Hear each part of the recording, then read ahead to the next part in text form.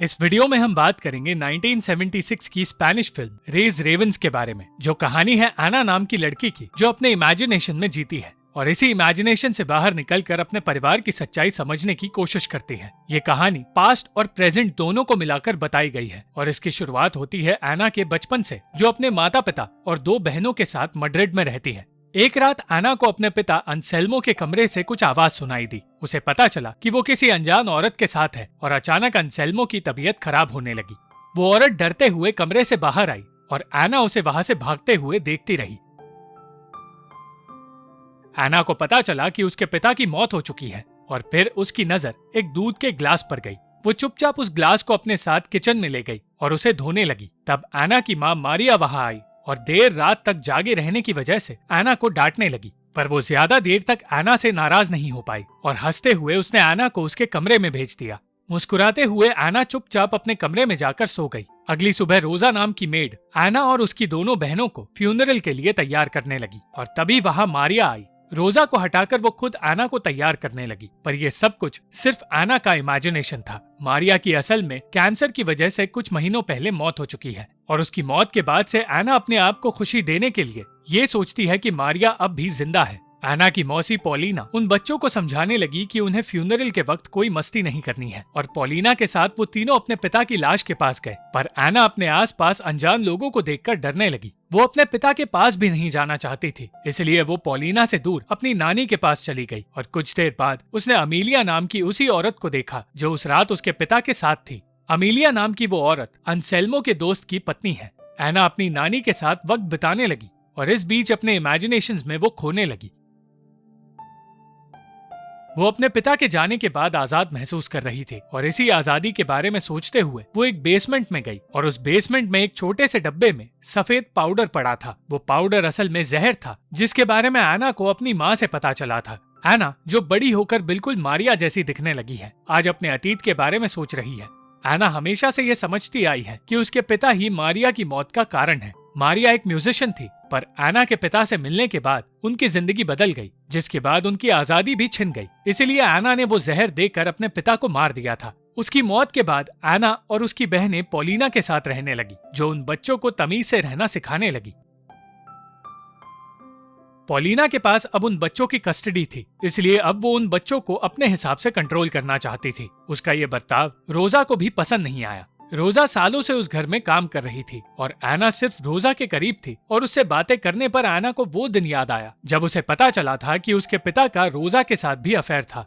आना आयरीन और माइते के साथ छुट्टियों में आराम कर रही थी, पर इस बीच भी वो खुश नहीं हो पाई। वो सिर्फ तब अपनी मर्जी से खुश हो पाती थी जब पॉलिना घर से बाहर जाती थी। उसकी नानी ना तो बोल सकती थी और ना ही चल फिर सकती थी, इसलिए कोई भी उन पर ध्यान नहीं देता था, पर आना उनकी हर एक बात समझकर उन्हें खुश रखने की कोशिश करती रही। तीनों बच्चों को अपना बचपन कभी खुशी से और ठीक से जीने का मौका नहीं मिला। उन्होंने सिर्फ अपने माता पिता को लड़ते झगड़ते देखा था, इसलिए उनके मासूम खेल में भी वो सिर्फ अपने माता पिता की नकल उतारकर झगड़ने की एक्टिंग करते थे। एक दिन पॉलिना ने बच्चों को बताया कि वो उन्हें छुट्टियों के लिए शहर से दूर ले जा रही है। वो लोग अमीलिया के घर जाने वाले थे और पॉलिना का कहना था कि अमीलिया का पति निकोलस एक अच्छा आदमी है, इसलिए उन्हें वहां जाकर अच्छा लगेगा। उस दिन आयरीन ने बता दिया कि जब उनके पिता की मौत हुई थी तब अमीलिया उनके साथ थी, पर यह सुनकर पॉलिना कहने लगी कि ये सब कुछ आना का सिर्फ इमेजिनेशन था और उसे ये कहानियां बनाना बंद करना होगा। आना का बचपन दूसरों से बिल्कुल अलग गुजरा था और उसने तकलीफों के अलावा कुछ नहीं देखा। उसने अपनी आंखों के सामने अपनी माँ को तड़पते हुए देखा था और मारिया के आखिरी दिनों में उसके साथ सिर्फ आना और रोजा ही मौजूद थे। एक तरफ जहां आना अपनी माँ के साथ वक्त बिताने की कोशिश कर रही थी, तो वही अंसेल्मो को इस बात से कोई फर्क नहीं पड़ रहा था कि मारिया बीमार है। वो मारिया की बीमारी को एक झूठ कहता रहा और आना समझने लगी कि उसके पिता को सिर्फ खुद की जिंदगी से मतलब था। आना हर रात इन सारी बातों को याद करती रही, पर वो पॉलिना के पूछने पर भी अपने दिल की बात उसे बता नहीं पाई। वो सिर्फ ये सोच रही थी कि मारिया उसके आसपास ही है और इस सोच में डूबकर वो असलियत और इमेजिनेशन के बीच का फर्क भूलने लगी। इस चीज का उस पर ऐसा असर हुआ कि वो हर रात मारिया को याद करके रोती रही और वो कहती रही कि वो मरना चाहती है। उसने एक रात पॉलिना से भी कह दिया कि उसे मर जाना चाहिए और ये सुनकर पॉलिना डर गई। दो बहनें होने के बावजूद आना अकेलेपन में वक्त गुजारना पसंद करती थी। उसे पहली बार आजादी और खुशी का एहसास तब हुआ जब वो अमीलिया के घर गई। पॉलिना के साथ शहर से दूर जाकर उसे बेहतर महसूस होने लगा और वो एक नई दुनिया देख पाई। अमीलिया और निकोलस का घर किसी महल से कम नहीं था और अमीलिया के साथ वक्त बिताकर एना समझने लगी कि उसके पिता को अमीलिया पसंद क्यों थी। वो पहली बार अपने इमेजिनेशन से बाहर निकलकर अपनी बहनों के साथ घुल मिल रही थी, पर वो खुद भी ये बात समझ नहीं पाई कि वो मौत जैसी चीज से प्रभावित होने लगी है। और मौत के बारे में सोचते ही फिर से उसे मारिया नजर आने लगी। उसे वो दिन याद आया जब मारिया को अमीलिया और अंसेल्मो के अफेयर के बारे में पता चला था और उसका दिमाग फिर से उसके साथ खेल खेलने लगा। एक दिन एना अपनी नानी को तस्वीरों के जरिए उनकी यादें दिखाने लगी, पर अचानक वो उनसे पूछने लगी कि वो मरना चाहती है या नहीं।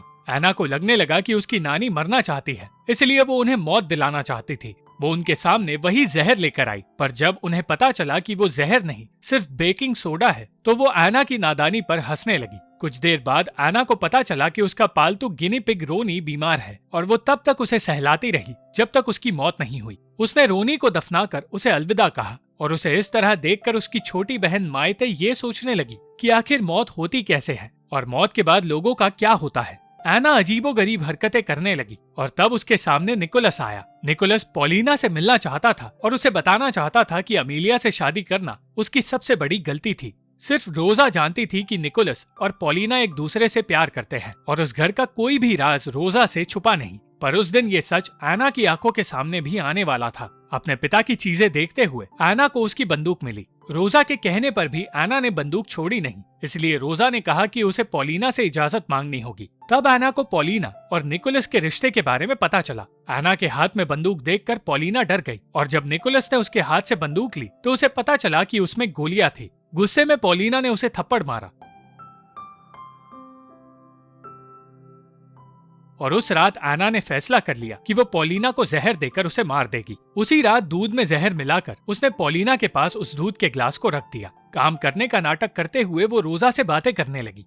रोजा मारिया की बातें कर रही थी, पर ये पॉलिना को अच्छा नहीं लगा क्योंकि उसकी बातों से एना अपनी माँ के बारे में कुछ अलग सोचने लगेगी। इसलिए रोजा को कमरे से बाहर निकालकर वो एना से अकेले में बात करने लगी, पर इन कोशिशों के बाद भी एना उसके पास रुकी नहीं। पूरी रात एना पॉलिना की मौत का इंतजार करती रही और सोई हुई पॉलिना को रोनी की तरह सहलाने लगी। वो जानती थी कि पॉलिना ने दूध पी लिया है, इसलिए खुशी खुशी सुबह होने का इंतजार करने लगी। अगली सुबह जब रोजा ने उसे नींद से जगाया तो उसने पहली बार एना को खुश देखा, पर यह खुशी कुछ ही देर के लिए थी क्योंकि पॉलिना अब भी जिंदा थी। एना का जहर सचमुच बेकिंग सोडा ही था और ये जानकर वो हैरान हो गई। कुछ देर बाद आयरीन एना को अपने बुरे सपने के बारे में बताने लगी जहाँ वो किडनैप हुई थी और पैसे ना मिलने की वजह से किडनैपर्स ने उसे मार दिया था। आयरीन की ही तरह एना भी अपने बुरे सपने से जाग चुकी थी और अब अपने इमेजिनेशन को पीछे छोड़कर वो असल दुनिया को समझने की कोशिश करने लगी थी। वो अब ना तो कोई कहानियां बनाती थी और ना ही बेकिंग सोडा को जहर समझती थी। इस तरह अपनी सच्चाई को अपनाकर वो एक नॉर्मल जिंदगी जीने की कोशिश करने लगी।